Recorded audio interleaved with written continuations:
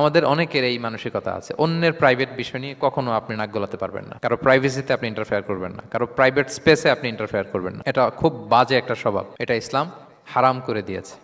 আমাদের অনেকের মধ্যে আছে খুঁটে খুঁটে, ভাই এটা কি ওইটা কি করছেন, সরকারি চাকরি না প্রাইভেট চাকরি, বেতন কত, বয়স কত, ওইটা কত, হাবি যাবি, এটা তার ইটস নট হিজ বিজনেস। তারপরে মানুষ খুঁচিয়ে খুঁচিয়ে, নিঃসন্তান দম্পতি আমি দেখেছি, তাদেরকে পেলে অনেকে, ভাই কি সমস্যা, কয় বছর হইল, বাচ্চা নিচ্ছেন না কেন, কবে হবে, কার সমস্যা, আপনার সমস্যা না ভাবির সমস্যা, বেটা তোর কি সমস্যা এটা বল।